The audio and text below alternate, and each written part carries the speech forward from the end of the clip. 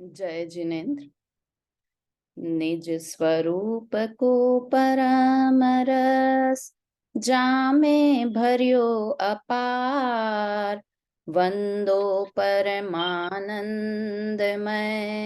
समय सार अविकार। कुंद कुंद मुनि चंद्रवर अमृत चंद्र मुनीन, आत्मरसी बनारसी वंदो पद अरविंद। पंडित बनारसी दास जी कृत नाटक समय सार ग्रंथ के चतुर्दश गुणस्थान अधिकार पर हमारी चर्चा चल रही है।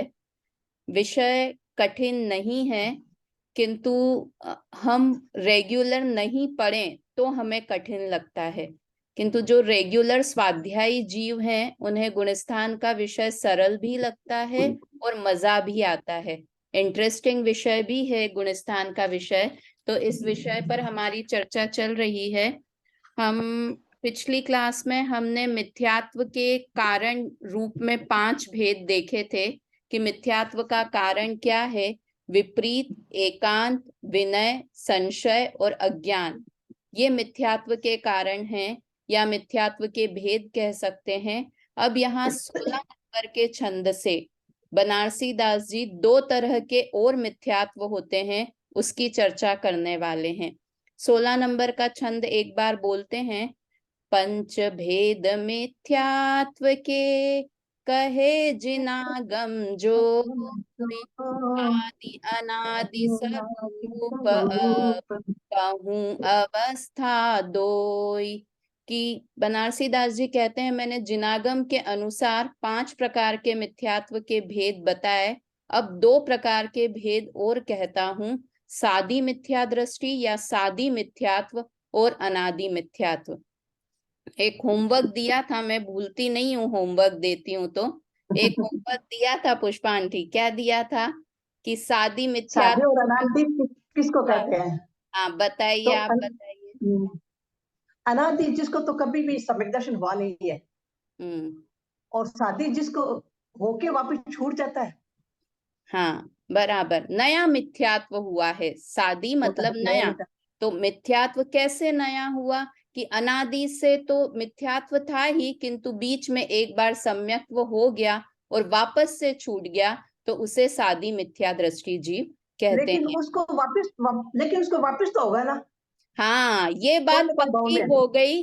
जैसे हमने हाँ, भेद किए थे, 2 प्रकार के जीव होते हैं, पारिणामिक भाव के भेद में भी आते हैं, भव्य और अभव्य जीव। अभव्य। तो हाँ ये हाँ अगर एक बार सम्यक्त्व होके मिथ्यात्व हो गया तो इतनी गारंटी तो हो ही गई कि वो भविष्य हाँ, में कि उसको मोक्ष होगा। जाने की योग्यता वाला जीव है। उसकी हाँ, भूमि उपजाऊ है, जिसमें सम्यक्त्व का बीज उग सकता है, सम्यक्त्व का बीज डाला जा सकता है। क्यों? क्योंकि एक बार सम्यक दर्शन हो गया तो इससे प्रूव हो गया। तो अब किंतु ये भव्य अभव्य की चर्चा ऐसी है कि उसमें हमें ज्यादा दिमाग नहीं लगाना चाहिए कि हम भव्य हैं या अभव्य हैं, कौन क्या है। कि हम अपने आप को भव्य मान कर ही, और हम इतनी चलते धर्म हैं। की बात प्रसन्न चित्त से सुनते हैं, इसका मतलब ही है कि हम भव्य भव्य जीव हैं। भव्य। तो ये सादी मिथ्यात्व और अनादि मिथ्यात्व में एक बात ध्यान में यह हम नई चीज निकाल सकते हैं कि सादी मिथ्यात्वी जीव भव्य जीव होता है और अनादि मिथ्यात्वी जीव भव्य और अभव्य कोई भी हो सकता दोनों है। हो सकते हैं। है ना? चलिए पढ़ते हैं। सादी मिथ्यात्व का स्वरूप बनारसी दास जी ने क्या वर्णन किया है। सही बोला पुष्पा आंटी ने, एकदम सही जवाब दिया था। और एक बार बनारसी दास जी का और पढ़ते हैं, उन्होंने क्या कहा। जो मिथ्या दल उपसमे ग्रंथि भेदी बुध होई, फिर आवे मिथ्यात्व में सादी मिथ्यात्वी सोई। देखिए इसका अर्थ देखते हैं। इसका अर्थ क्या किया। जो जीव दर्शन मोहनीय दल का अर्थात मिथ्यात्व, सम्यक मिथ्यात्व और सम्यक प्रकृति को उपशम करके मिथ्यात्व गुण स्थान से चढ़कर सम्यक्त्व का स्वाद लेता है और फिर मिथ्यात्व में गिरता है, वह सादी मिथ्यात्वी है। है ना। यहाँ पर देखो, मैं कोइंसिडेंस की बात ही कि बेला भाभी उस दिन भी बोला था कि मैंने प्रवचन सुने और वहां पर वो ज्ञान गेय की चर्चा दादा की चल रही थी। आज जब प्रवचन सुने सुशीला आंटी, तो वहां पर यही बात चल रही थी कि मिथ्यात्व के 3 टुकड़े कैसे होते हैं। तो दादा ने एक बहुत अच्छा उदाहरण दिया कि जब कुआं खोदते हैं, तो कुआं खोदने की जब प्रोसेस चलती है तो उसमें कई बार बीच में बहुत बड़ी शिला आ जाती है, बहुत बड़ा हाँ, आ जाता पत्थर है। आ जाता है। तो अब उस पत्थर को निकालना, पूरा का पूरा वो इतना भारी पत्थर कैसे निकालें? तो क्या करते हैं, उस शिला टुकड़े में करते हैं। एक छेद कर देते हैं और छेद करके उसके अंदर कोई केमिकल या कुछ ऐसा डालते हैं जिससे वो शिला टुकड़े टुकड़े होकर बिखर जाती है। और फिर उसके छोटे छोटे टुकड़े ऊपर निकाल के फेंक दिए जाते हैं और फिर नीचे खुदाई करके पानी निकाल लिया जाता है। उसी प्रकार मिथ्यात्व एक शिला के जैसा है, जिस भारी शिला को बाहर निकालना बहुत मुश्किल है। तो क्या होता है कि जब मिथ्यात्व का नाश होता है, जब दर्शन मोहनी का, मिथ्यात्व नहीं, दर्शन मोहनी की शिला समझिए, दर्शन मोहनी की शिला को पार करना बहुत मुश्किल है। तो दर्शन मोहनी के 3 टुकड़े हो जाते हैं जब सम्यक्त्व की भूमिका में आता है कोई जीव। तो क्या होते हैं, 3 टुकड़े हो जाते हैं। कौन कौन से 3 टुकड़े हो गए? एक का नाम मिथ्यात्व, दूसरे का नाम सम्यक्त्व और तीसरे का नाम मिश्र, या मिश्र कहें या सम्यक मिथ्यात्व बोलें, एक ही बात है। इस तरह से उस दर्शन मोहनी के 3 टुकड़े हो जाते हैं। कब होते हैं? पर कि जब वो सम्यक्त्व का पुरुषार्थ करता है तब। अनादि मिथ्या दृष्टि जीव तो उसको तोड़ने के लिए पुरुषार्थ ही नहीं कर रहा है, किंतु सम्यक दृष्टि जो सम्यक्त्व सन्मुख है, सम्यक्त्व का पुरुषार्थ कर रहा है, जब वो दर्शन मोहनी का उपशम करता है तो उसके 3 टुकड़े हो जाते हैं। दर्शन मोहनीय दल अर्थात मिथ्यात्व, सम्यक मिथ्यात्व और सम्यक प्रकृति को उपशम करके मिथ्यात्व गुणस्थान से चढ़कर सम्यक्त्व का स्वाद लेता है। अब वो हमारा क्या? नाश नहीं करता है, वो नाश नहीं हाँ करता है, उपशम करता है। हाँ, मैं वही उपशम शब्द पे ही आ रही हूँ कि उपशम करना मतलब होता है दबा देना। देखो, जब सम्यक्त्व प्रकट होता है तो सीधे के सीधे सम्यक्त्व प्रकट नहीं होता है, बहुत बड़ा शत्रु है दर्शन मोहनी। तो पहले क्या होता है कि दर्शन मोहनीय का उपशम होता है, दबता है।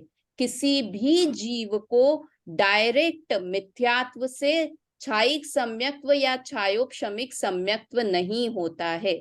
अब आरती जी कहेंगे ये नए शब्द छायिक, छायोपशमिक, औपशमिक ये कहाँ से आ गए? तो इनकी चर्चा आगे जब चतुर्थ गुणस्थान की बात करेंगे तब इनके वापस से और अच्छे से अर्थ समझेंगे। किंतु अभी इतना समझिए कि सम्यक दर्शन 3 प्रकार का होता है: औपशमिक सम्यक्त्व, छायिक सम्यक्त्व और छायोपशमिक सम्यक्त्व। किसी भी जीव को सबसे पहले सम्यक दर्शन होता है तो औपशमिक सम्यक दर्शन ही होता है ना। उसके बाद छायिक, छायोपशमिक आदि होते हैं। क्योंकि पहले किसी चीज को आप, कोई बहुत आपका बड़ा शत्रु हो, युद्ध होते हैं, तो किसी को डायरेक्ट नहीं मार सकते। पहले क्या होता है, उसे 2 4 6 बार वार करते हैं, उसको थोड़ा मंद कर देते हैं, शिथिल कर देते हैं और उसके बाद शत्रु को जान से मार दिया जाता है, क्षय कर दिया जाता है शत्रु का।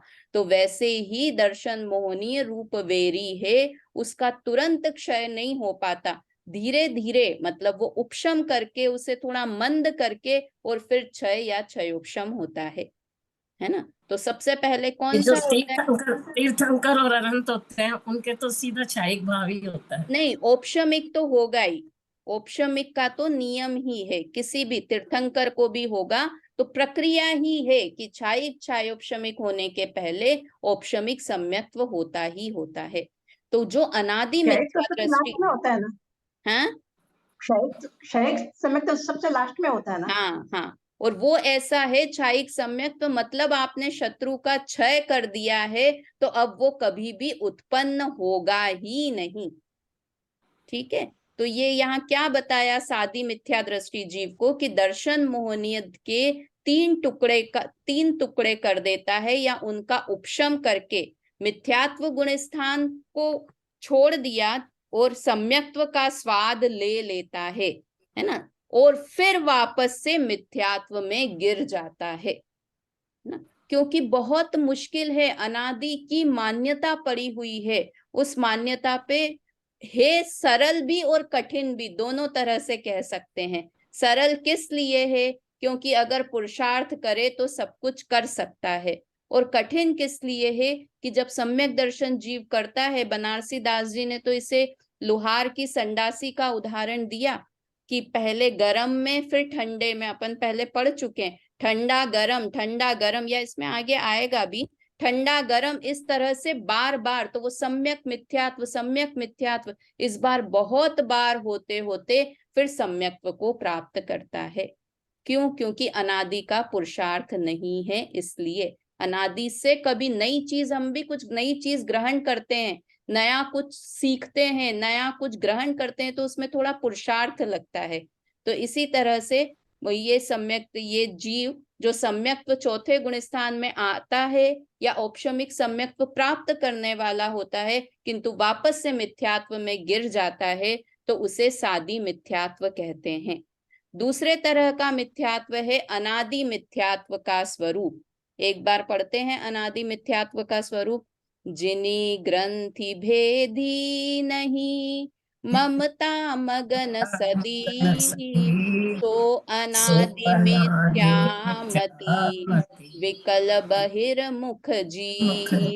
कि जिसने आज तक ग्रंथि भेद नहीं किया, कौन सा ग्रंथि? दर्शन मोहनी के टुकड़े जिसके नहीं हुए हैं अभी तक, उस जीव को कहेंगे कि जिसने ग्रंथि भेद नहीं किया है, ममता मगन सदैव, अपने मिथ्यात्व गुण स्थान में ही मग्न है, ऐसा जीव अनादि मिथ्यामति कहलाता है। वह जीव दुखी है, मूर्ख है और बहिर्मुख अर्थात पर्याय बुद्धि वाला जीव है।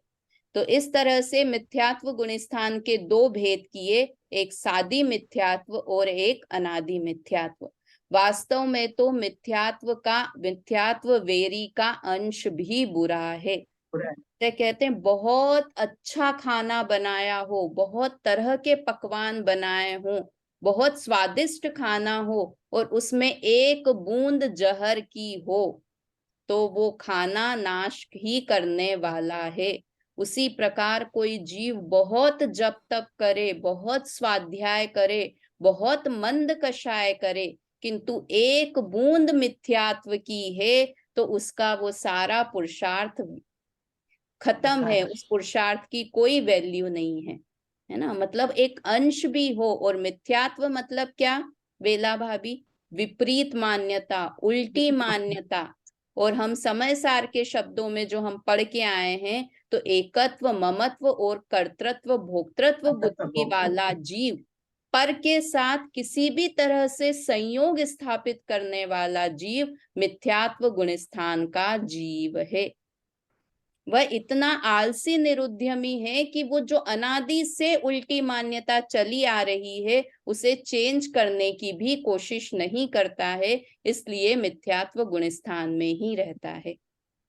ठीक है, इस तरह से यहाँ पर हमारा मिथ्यात्व गुण स्थान की चर्चा हुई। अब दूसरे गुण स्थान की ओर बढ़ते हैं, जिसका नाम है सात साधन गुण स्थान।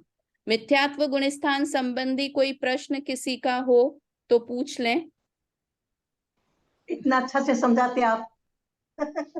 नहीं, फिर भी अपने को कई बार प्रश्न कुछ रह जाता है, तो कुछ प्रश्न है तो आप लोग पूछ लें, या कभी बाद में भी आए तो पूछ सकते हैं। आज वो वीना जी जो स्टूडेंट हैं, पहले पढ़ते थे, मतलब वो यूट्यूब पे सुनते हैं, क्लास अटेंड नहीं कर पाते हैं, तो उन्होंने जो नोट्स बना के भेजे थे वो मैंने आप लोग को सेंड किए, है ना। आगे भी आप लोग भी कोई नोट्स बनाएं तो क्लास के नोट्स बना के सेंड कर दें। इससे दो फायदे होते हैं। दो फायदे क्या? एक खुद का फायदा कि खुद को तो बहुत अच्छे से वो विषय पक्का हो जाता है, और दूसरा समझो ये ज्ञान दान का काम करता है।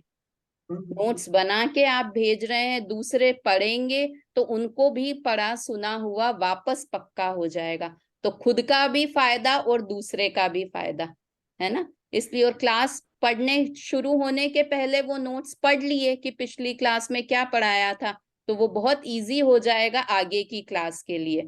क्योंकि अगर मैं वापस पुराना रिवीजन कराऊं तो अपने 10-15 मिनट उसमें निकल जाते हैं, तो आगे का विषय फिर बहुत कम चल पाता है। इसलिए नोट्स अगर होंगे, आप लोग कोई भी नोट्स बना के और उसमें डाल दिया करिए ग्रुप में, या मुझे डाल दें तो फिर वापस से मैं उसमें डाल दूं, किसी भी तरह से मतलब नोट्स आ जाएं तो बहुत फायदा करता है। चलिए पढ़ते हैं दूसरा गुणस्थान, सासादन गुणस्थान का वर्णन। दूसरे गुणस्थान का नाम क्या? सासादन। ठीक है, पहले गुणस्थान का नाम मिथ्यात्व गुणस्थान, दूसरे गुणस्थान का नाम सासादन गुणस्थान। पढ़ते हैं उसका दोहा। कयो प्रथम गुणस्थान यह मिथ्या मत अभिधान, करूं अलप वर्णन अबे सासादन गुणस्थान। पहले गुणस्थान का वर्णन किया और अब सासादन गुणस्थान का वर्णन करते हैं। सासादन गुणस्थान का स्वरूप, पहले एक बार छंद पढ़ते हैं, उसके बाद इसके बारे में थोड़ा समझते हैं और उसके बाद इसका अर्थ करेंगे। जैसे को क्षुदित पुरुष खाई खीर खांड, वो न करे पीछे को लगार स्वाद पावे है, तैसे चढ़ी चौथे पांचवे के छठे गुण थान, काहू उपसमी को कसाय उदे आवे है, ताही तमे ताहा सोगिरी प्रधान दशा त्यागी, मिथ्यात अवस्था को अधोमुख वेधावे है, बीची एक समय याच आवरी प्रवान रहे, सोई सासादन गुण थान कहावे है। देखिए, सासादन, इसका अर्थ, शाब्दिक अर्थ होता है, सासादन शब्द बना है आसादन से। आसादन का अर्थ होता है सम्यक्त्व की विराधना का भाव। आसादन मतलब सम्यक दर्शन की विराधना का भाव, उसे कहते हैं आसादन, और उससे सहित जो भाव होता है उसका नाम है सासादन। आसादन मतलब सम्यक्त्व की विराधना करना, वो हुआ आसादन, और उससे सहित जो भाव है, सहित मतलब सा, उससे सहित भाव को सासादन कहते हैं। ये तो इस नाम का। मिथ्यात्व गुणस्थान का क्या अर्थ था? मिथ्यात्व मतलब विपरीत मान्यता, उल्टी मान्यता, और सासादन मतलब मिथ्यात्व की सम्यक्त्व की विराधना का भाव, उसे कहते हैं सासादन। ये गुणस्थान गिरने का गुणस्थान है। गिरने का गुणस्थान मतलब कि कोई व्यक्ति पहली से 4th क्लास में चला गया, किंतु 4th में अभी टच नहीं हुआ, उसके पहले ही वापस गिर जाए, उसे कहते हैं गिरने के गुणस्थान। तो दूसरा और तीसरा गुणस्थान गिरने का गुणस्थान है। वो कभी भी चढ़ते समय नहीं आएगा, उतरते समय ही वो गुणस्थान होगा। अभी और इसमें हम चर्चा उदाहरण देंगे बनारसी दास जी की किस तरह गिरने की बात होगी। ठीक है, पहली बात उसका अर्थ, दूसरा कि ये गिरने का गुणस्थान है। अब जो हमने भाव पढ़े थे, भेद पढ़े थे मोहनीय कर्म के, दर्शन मोहनी के 3 और चारित्र मोहनी के 25, है ना। तो चारित्र मोहनी का जो एक पहला भेद था, अनंतानुबंधी क्रोध मान माया लोभ, उन चारों में से किसी एक कषाय का उदय आ जाए तो मिथ्यात, ये सासादन गुणस्थान होता है। फिर से बोलूं, मिथ्यात्व गुणस्थान कब होता है? दर्शन मोहनी का उदय हो तो मिथ्यात्व गुणस्थान होता है, अनंतानुबंधी कषाय का उदय हो तो सासादन गुणस्थान होता है। ठीक है, सुनीता आंटी समझ में आया ना? अपन ने इसलिए कहा था ये कषायों के नाम भेद प्रभेद सब याद कर लें तो पता चलता रहेगा। तो अनंतानुबंधी वाली जो कषाय थी, उसमें से क्रोध मान माया लोभ, किसी भी एक कषाय का उदय जब आ जाता है तो दूसरा गुणस्थान होता है। फिर से दोनों बातें बोलती हूँ। सासादन गुणस्थान गिरने का गुणस्थान है। सासादन का अर्थ होता है सम्यक्त्व की विराधना का भाव होना, और कौन से कर्म का निमित्त होता है कि अनंतानुबंधी कषाय चोकड़ी में से किसी एक कषाय का उदय इसमें होता है, तो सासादन गुणस्थान में जीव आ जाता है। ठीक है, इतनी बात हुई। अब हम इसका अर्थ पढ़ते हैं तो और ज्यादा चीजें जो बनारसी दास जी ने बताई है वो समझ में आएगी। जैसे काऊ क्षुदित पुरुष खाई खीर खांड, वोन करे पीछे को लगार स्वाद आवे है। जैसे कोई बहुत भूखा पुरुष हो, क्षुदित मतलब भूखा, बहुत तेज भूख लगी हो, और वो खीर खाए, कौन सी, शक्कर खांड मिली हुई खीर खाता है। भूखा है तो बहुत जल्दी जल्दी बहुत सारी खीर खा लेता है, तो क्या होता है, उल्टी होगी ही होगी उसे। तो क्या होता है, वोन करे पीछे को लगार स्वाद पावे है। तो क्या हुआ, उसे वॉमिट हो गई, उल्टी हो गई, और उसके बाद मुंह में थोड़ा सा वो स्वाद आता रहता है। बताने की जरूरत है कैसा स्वाद आता है? सबको उल्टियां हुई होगी और मुंह में सबको स्वाद रह गया होगा। नहीं हो तो प्रेगनेंसी के टाइम तो हुई होगी, है ना। इसलिए इस उदाहरण को ज्यादा समझाने की जरूरत नहीं है। तेसे चढ़ी चौथे पांच वे के छठे गुण थान, काहू उपसमी को कषाय उदय आवे है। इसलिए इसी तरह से कोई जीव जो कि चौथे पांचवे और छठे गुण स्थान में कोई उपशम कषायों का उपशम करते हुए, औपशमिक सम्यक दृष्टि जीव जो कि चौथे पांचवे छठे गुण स्थान में हो और किसी कषाय का उदय आ जावे। किसी कषाय में कौन सी कषाय लेनी है सुनीता आंटी? अनंतानुबंधी कषाय में से क्रोध मान माया लोभ में से किसी एक का उदय आ जाए। यहाँ कषाय यानी अनंतानुबंधी कषाय, क्रोधमान माया लोभ का अगर उदय आ जाए तो वो सासादन गुणस्थान में होता है।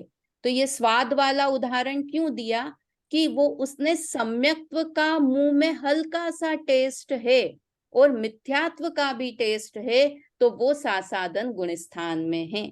हल्का सा सम्यक्त्व का स्वाद, सम्यक्त्व की खुमारी उस जीव को है ना। देखो जैन धर्म इतना सटीक है कि एक एक समय का वर्णन उसमें किया है कि हमने कोई जीव सम्यक्त्व में आया गया, पहुंचा नहीं, और मिथ्यात्व में आया नहीं, तो बीच का समय है, वो समय क्या हुआ, तो बोला हाँ वो भी एक गुणस्थान है, और उस गुणस्थान का नाम क्या है, सासादन गुणस्थान, है ना। देखो आगे इसमें एक और उदाहरण देंगे।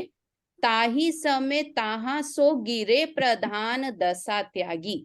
उस समय तो वो क्या हुआ, कोई जीव वहां से गिर गया और प्रधान दशा मतलब सम्यक्त्व की दशा को त्याग कर दिया, मिथ्यात्व अवस्था को अधोमुख वे धावे है, और मिथ्यात्व की तरफ मुख कर कर गिर रहा है। अब इस चीज को अपन इस तरह से समझें, जैसे कोई पुरुष पहाड़ पर से गिरे, है ना, सम्यक्त्व रूपी शिखर से गिरे और मिथ्यात्व की भूमिका पर नहीं पहुंचे, तो जो बीच का समय है ना गिरने का आरती जी, वो समय सासादन गुणस्थान कहलाता है। क्या कहेंगे, सम्यक्त्व रूपी शिखर से गिर गया और मिथ्यात्व रूपी भूमि को टच नहीं किया, और वो बीच का समय है, वो समय सासादन गुणस्थान कहलाता है। तो भाभी इसमें भी ज्यादा समय तो नहीं रहता होगा जी, बस वो बहुत, सिर्फ गिरने। आगे इसका समय बता रहे हैं, बहुत किल्लत का समय होता है। पहाड़ से गिरने की जगह ये समझे कि कोई छत से, 12 माले की छत से नीचे जमीन पर गिरे, तो बीच का जो समय है वो सासादन गुणस्थान है। इससे एक बात और सिद्ध होती है पुष्पा आंटी, कि वो व्यक्ति नियम से गिरेगा ही गिरेगा। कभी ऐसा देखा है कि ऊपर छत से गिरा और बीच में से कुछ करतब करके वो वापस ऊपर पहुंच गया, नीचे नहीं गिरा? जो गिरने की तरफ है, ऊपर से गिरा है, तो वो नियम से मिथ्यात्व में ही जाएगा। इसलिए सासादन गुणस्थान को गिरने का गुणस्थान कहते हैं, कि वो गिर के वापस से, अभी तो दूसरा गुणस्थान है, किंतु गिर के वापस से पहली क्लास में पहुंच जाएगा। चौथी क्लास में पहुंचने वाला था, किंतु पैर स्लिप हो गया, किसी कषाय का उदय आ गया, तो वो मिथ्यात्व से गिरा, पहली क्लास में अभी पहुंचा नहीं है, पहुंचने ही वाला है, तो बीच का समय है, वो सासादन गुणस्थान है। जैन धर्म पैसे पैसे का हिसाब रखता है, मतलब भाव भाव का हिसाब रखता है, कैसे कैसे भाव हो सकते हैं। धर्म भी काटा है, से गिरा, मिथ्यात्व से काटा है। क्या बोल रहे हैं? एक दोनों बेला भाभी बोलिए, क्या बोल रहे हैं? वो जीव मिथ्यात्व से गिरा, मिथ्यात्व में गिरा होगा ना।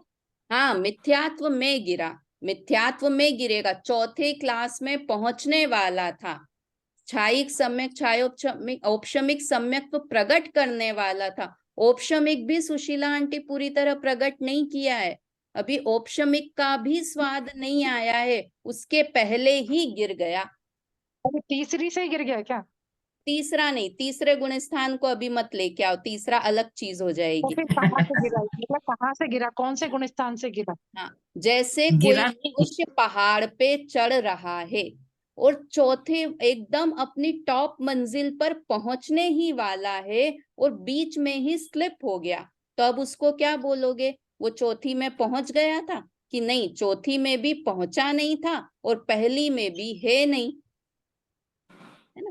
चौथी में पहुंचने ही वाला था, उसके पहले देखो यहाँ पर लिखा है कि कितना समय औपशमिक सम्यक्त्व में रह गया था, एक समय या 6 आवली, ये आगे की लाइन में है। इतना समय और रह जाता सम्यक्त्व में तो उसे औपशमिक सम्यक्त्व हो जाता, किंतु इतना सा समय कम रह गया तो वो सासादन गुण स्थान में आ गया और गिरता हुआ नीचे मिथ्यात्व को प्राप्त हो गया। देखो इसका आगे की लाइन पढ़ते हैं। बीची एक समय बाछ आवली प्रमाण रहे। बीच की दशा कितनी? एक समय और 6 आवली। या आवली क्या होता है कल चर्चा करेंगे, नहीं तो अभी अपन बीच में भटक जाएंगे। सोई सासादन गुणस्थान कहावे है। वो गुणस्थान, वो स्थान, वो भाव, वो समय सासादन गुणस्थान कहलाता है। ऊपर से गिर गया, नीचे पहुंचा नहीं, बीच का जो काल है वो सासादन है, किंतु वो नियम से गिरेगा ही गिरेगा, क्योंकि अधोमुख है, नीचे की तरफ गिरा है, तो निश्चित ही मिथ्यात्व गुणस्थान में ही जाएगा, है ना? एक बार इसका अर्थ पढ़ते हैं, फिर आप लोग के जो भी प्रश्न हो आप पूछिएगा। अर्थ पढ़िए इसका, कोई भी पढ़िए, आरती जी पढ़िए इसका अर्थ।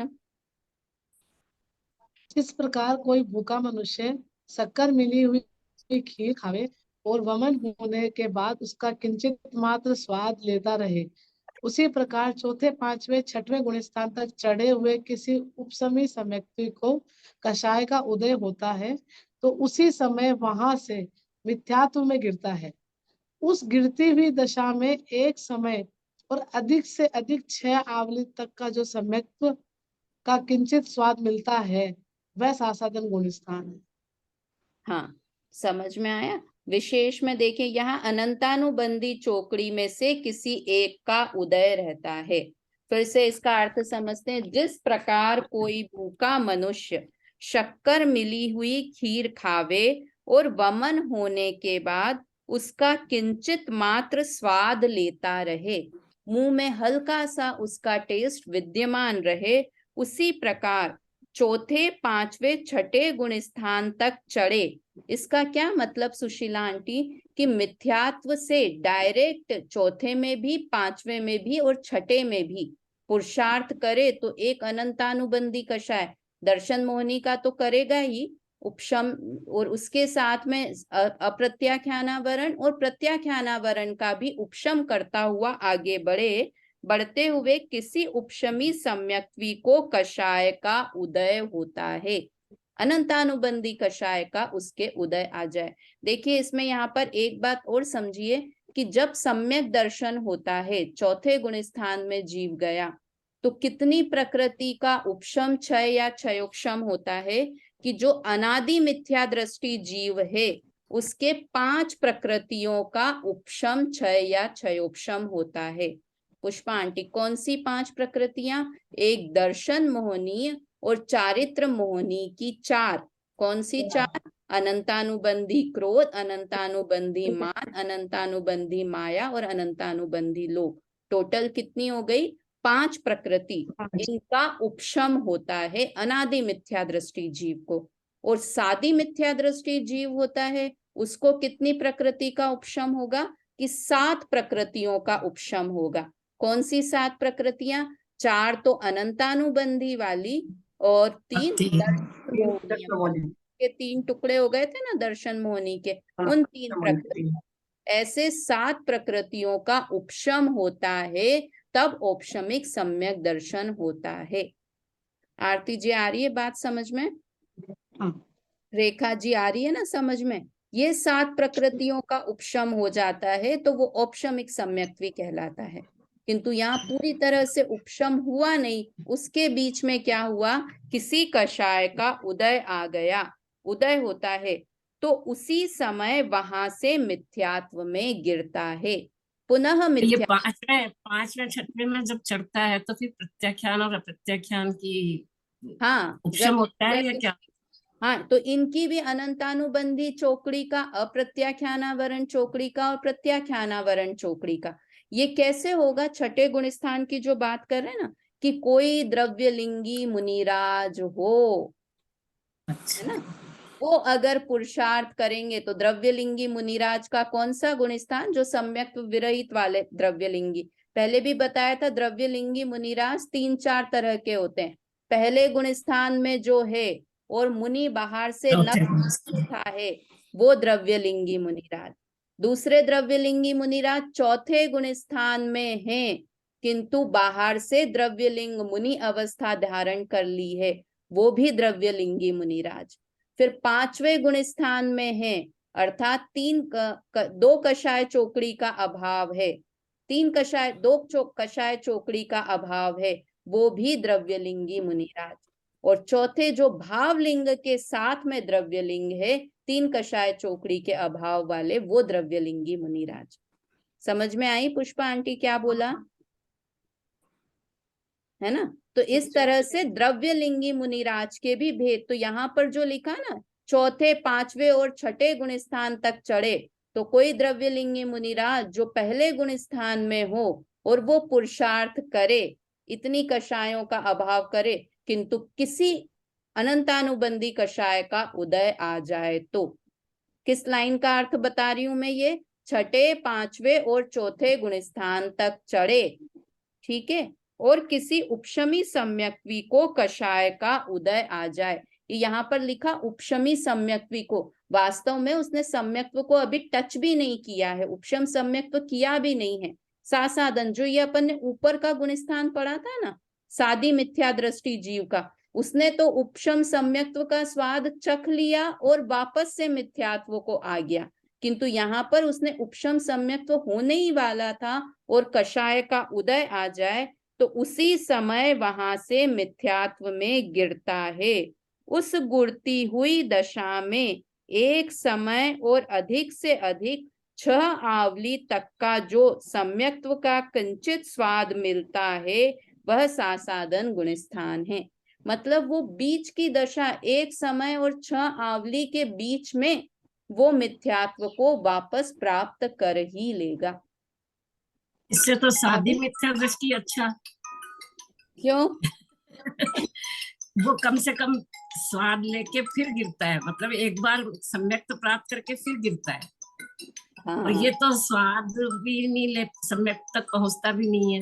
हाँ, मतलब वास्तव में क्या हुआ कि ये मिथ्यात्व को नाश करना बहुत कठिन काम है इस तरह से, क्योंकि अनादि का है ना, तो एकदम ये करण लब्धि वगैरह के अपूर्व करण, अनिवृत्तिकरण, क्या ये हो गया? जो भी आगे के गुण स्थानों में भी बात आई, तो इसलिए बहुत पुरुषार्थ लगता है, एकदम आत्मा के सन्मुख होने ही लगे और तुरंत किसी कषाय का उदय आ गया। तो ये मिथ्यात्व के गुणस्थान में वापस चला जाता है। इसलिए कहते हैं कि भाभी, हाँ बोलिए।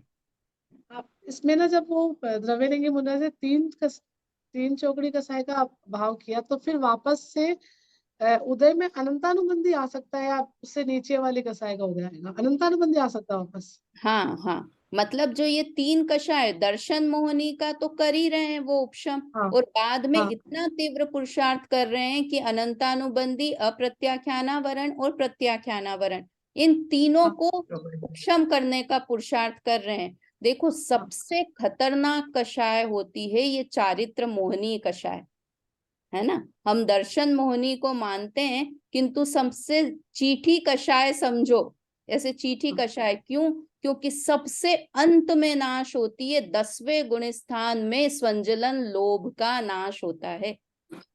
इतनी लंबी ये चारित्र मोहिनी कषाय है ना, बहुत चीठी कषाय होती है, मुश्किल से जाती है। तो ये चारित्र मोहिनी का ही देखो, एक और बात समझने की कोशिश करो कि हम जब बोलते हैं ना सम्यक दर्शन होता है, तो सम्यक दर्शन के साथ सम्यक ज्ञान और सम्यक चारित्र भी होता है। ये बात आपने सुनी होगी पहले, हाँ हाँ सुनी है ये बात कि सम्यक दर्शन हाँ अकेला नहीं होता है, सम्यक हाँ, ज्ञान और सम्यक चारित्र भी होता है बेला भाभी।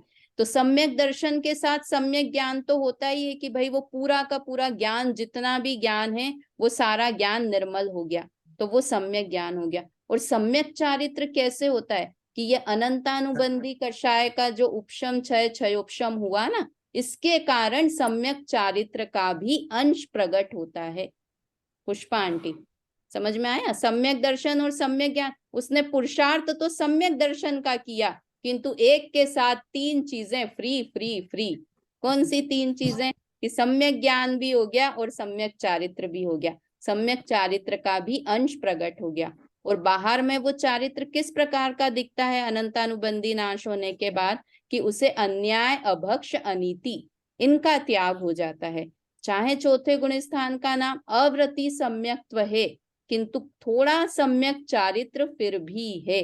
कितना चारित्र है? कि अनंतानुबंधी कषाय के नाश जितना चारित्र है, कि उपशम क्षय क्षयोपशम जितना चारित्र है। ठीक है, तो इस तरह से ये बात हुई। मैं आगे का गुणस्थान नहीं लेना चाह रही हूँ, क्योंकि आगे का लेंगे तो खिचड़ी बनने के चांसेस हैं। इसलिए आपको दूसरे गुणस्थान के संबंध में कोई भी बात हो तो आप पूछिए। एक बार में जो हमने आज क्लास में पढ़ा उसके पॉइंट्स बोल देती हूँ। मैं भी थोड़ा होमवर्क करती हूँ, मैंने भी पॉइंट्स बना के लिखे हैं, ऐसे नहीं कि सीधे आप लोगों को ही होमवर्क दे दूं, मैं भी करती हूँ। एक बार पॉइंट्स बोलती हूँ जो हमने लिखे हैं मैंने। सासाधन गुणस्थान वाला जीव नियम से मिथ्यात्व में ही जाता है। गिरने का गुणस्थान है, गिरेगा ही गिरेगा। अनंतानुबंधी कषाय में से किसी कषाय का उदय इस गुणस्थान में होता है ना। सम्यक्त्व की विराधना के भाव को सासाधन भाव कहते हैं। सम्यक दर्शन की विराधना का भाव उस समय जीव के, ये तो हमने कषाय संबंधी बात की, जीव का परिणाम क्या हुआ? कि सम्यक्त्व की विराधना कर दी, सम्यक्त्व से च्युत हो गया, तो ऐसा परिणाम सासाधन भाव कहलाता है। और औपशमिक सम्यक दृष्टि को ही सासाधन गुणस्थान होता है। ये एक बहुत इंपॉर्टेंट बात है सुशीला आंटी। औपशमिक सम्यक दृष्टि जीव को ही सासाधन होता है। जो छायिक और छायोपशमिक हो गए वो तो फिर सादी मिथ्या दृष्टि वाली कैटेगरी में चले गए, है ना। सासाधन गुणस्थान में कौन है? औपशमिक सम्यक दृष्टि को ही सासाधन गुणस्थान होता है, छायिक और छायोपशमिक को नहीं। और सासाधन गुणस्थान का काल औपशमिक सम्यक्त्व का ही काल होता है। ये भी ग्रंथों में आता है कि वही एक समय से लेकर 6 आवली तक का काल है वो सासाधन। भाभी औषमिक का मतलब बता दीजिए। औषमिक जीव बताया ना अभी आपने। हाँ, औपशमिक मतलब उपशम करना, कर्मों को दबा देना। जब भी हम कर्म का नाश करते हैं, जैसे बताया ना शुरू में कि पहले शत्रु को थोड़ा कमजोर करते हैं, ढीला करते हैं, तो उसी तरह से समझ लें कि मिथ्यात्व का उपशम करना, मिथ्यात्व को दबाना, उसे थोड़ा मंद करना, वो जो सम्यक्त्व होता है उसे औपशमिक सम्यक्त्व कहते हैं।